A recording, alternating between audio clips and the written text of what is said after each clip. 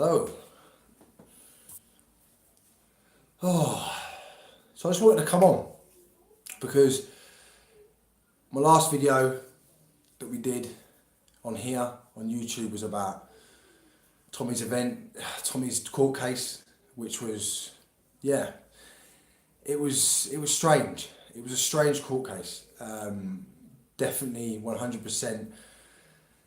I believe that he was completely corrupted in that court case. It was incredible, really.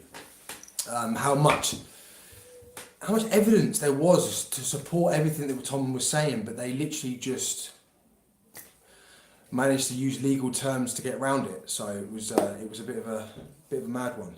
But I just wanted to come on and have a chat with people and just sort of maybe listen to some views on the 29th. So far, I've spoken to the police. So I'm just reading some, maybe even condemn. So, number one, can I start by saying that certain things that happened over the last week that have really upset me. It has really upset me because I've had many tweets and comments. I mean, I don't take them literal, but I do listen to what people say because that's what it's about, is listen to what people say. And what happened in New Zealand, this monster, this coward, this terrorist, what he did to those poor Muslims in their place of worship. I myself am a proud Christian, and I think being slaughtered like that in a place of worship, it doesn't get much worse than that. It really doesn't. The video that I've seen of the woman outside pleading for her life, he had no interest. He killed her. So I condemn that at the highest level. And I'd like to say to anyone, how dare you try and compare what that man did in New Zealand to say somehow he was radicalised, or the reasonings behind it was because of people like Tommy, was for people like Donald Trump, people, you know, it's absurd. You know, people are branding people far right these days for nothing. It's a comical word, really, the far right. Do you know what? A far right racist person has no interest in embracing anyone from that's black, embracing anyone from the Muslim community, embracing anyone from the Sikh community, the Buddhist community, anyone. So the fact that people have sort of tried to put a link to Tommy, you know, I was with Tommy on the morning that he found out, and he was horrified, absolutely horrified of what he heard, and so was I. He should have been condemned it didn't mention Tommy in any sense, way or form. I mean, this guy was a nutter. But he wasn't, from what I'm hearing, the research I'm doing, he wasn't far right. He had more links to left organisations than he did to the right. But no matter what, he was a nutter. He was a complete and utter psycho that slaughtered people for no reason whatsoever. No reason. There were probably some very nice people in that mosque that were died, and that was the last. You know, that was terrible. But moving away from that for a second, the reason I want to do this video is I wanted to find out how people were feeling about the 29th. I'm getting a lot of information sent to me about protests that they're doing around the United Kingdom. Not potentially just protests, but basically bringing the country to a standstill. These are things that I haven't organised, and there's lots of people that are coming to me saying we're organising to stop the major motorways and stop this and stop that, which is, to be honest, are we at that point now? I think we are. I went to France at the height, the height is still there, but I went to France when we found out about the height of the yellow vests in France, and I interviewed them, I walked with them, I protested with them because I felt their pain.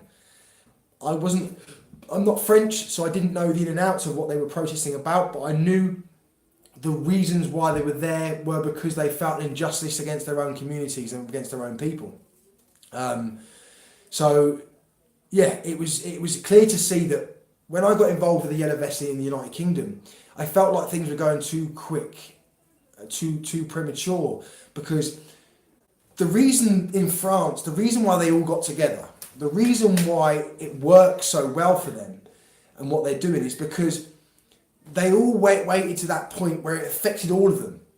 Everything that was happening affected people, would affect the kids at school, right up to affect the teenagers, it affect the adults, it affect the old people. So all the way through the whole spectrum, everyone was it sort of embedded into them the reasons why they were doing it. And I think we're getting to that point now, because this government that we have in place at the moment, we elect them through a democratic system. We go to a voting booth and we vote for these people, and when we allow them, with our say-so, because we voted for them, we allow them to go into Parliament and to govern us. We give them that privilege. They can govern us, but with the things that we want them to govern us, with the majority, with the votes and everything. But at the moment, they're not doing that. They're ruling us. They're expecting us to believe the propaganda, believe the scaremongering, believe that it's the right thing to do for the country is to have another vote. No, it's not. All you're doing is creating more of a divide, more of a tension around the UK. And right now, with what's going on with all the censorship, the platform being deplatformed from mainstream social media platforms, right now what it's about is actually coming together as completely one. Now, I don't care if I've ever had an argument with you. I don't care what political party you're from. I would stand side by side with you on the 29th of March. Because that's what it's about. It's not about UKIP. It's not about For Britain. It's not about Tommy. It's not about me. And it's not about you. It's actually about everyone. It's about the generation of children that are there now that are going to grow up and have children themselves. And then the children's moving on from that. So it's one of those things where all the differences have to be put aside. No matter how you feel, there's certain people that say, oh, I don't like how they operate. I don't like how they do this. I don't like how they do the LFS thing. I don't like how they do, all this. It all has to be put to one side. We all have to come together for the greater good. Now, people are saying to me, well, when we do the thing on the 29th with the stage, can Anne-Marie Waters come up? Can they be? Of course, that's what I want. We want everyone to be there as one. We can't exclude people that have a potential ability to change the narrative that the left are trying to push and to help us all understand where we stand. Now, okay, let me just deal with this. I've seen a lot of questions. Right, the 22nd, as far as I'm aware, the 22nd is not going ahead. They've messed him around. I was with him when he had the phone calls. Okay, told me about the 22nd. Right now, they were saying to him, well, we're not sure if we're going to do it on the 22nd. They gave him the 22nd date, and then he's asking for more time because he's not ready, and they're messing him around. But as far as I'm aware, the 22nd isn't happening. That could change, but I don't think it will. And I would say that the 29th. But right now, I mean, I'm quite happy that's that. I'm sure Tom would say the same. I can't speak for him, but I could probably say he would, because right now, we got to deal with this 29th. We have got to start playing things a bit differently. We've got to start changing things rather than peaceful protests. They're not doing a lot at the moment. I'm not asking for violence. God, don't think that I'm sitting here trying to encourage people to be violent. But you don't have to be violent to change your approach on marches.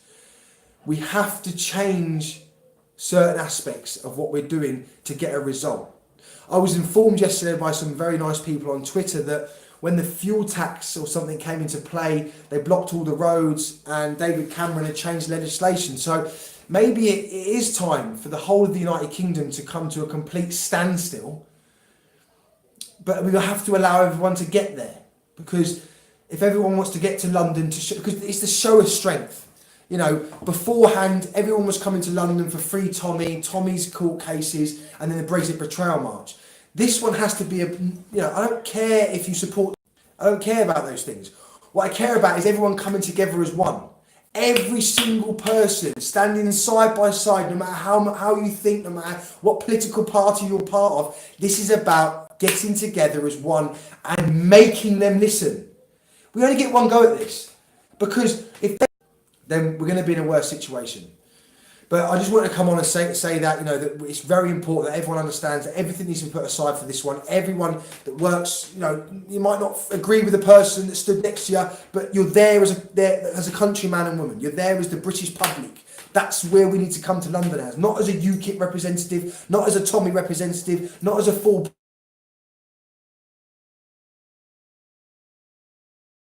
For the fat boy from Speaker's Corner has got hold of my number and won't stop ringing my phone. He's an absolute idiot. Ringing my phone like 10 times a day. And I actually answered the phone to him once and he was all right. And now he's gone back to telling me he's on. Guys, honestly, it's massively important that everyone puts the differences aside. I'm hearing, I'm not going to say any names, but I'm hearing there's a lot of groups on Facebook and also WhatsApp that are trying to get a wave from people supporting Tommy and supporting things. All that needs to stop. Deal with it. Listen, I'm gonna leave it there for a minute. I want to start doing this, and then I'm gonna come on later, and I want to hear your views. If anyone's got any questions or anything's got anything they want. Anyway, listen, he's not going to stop ringing my phone, so I'll leave it there for a minute. But I'm going to be back on in about an hour, and if anyone wants to ask me any questions, let me know, and I'll.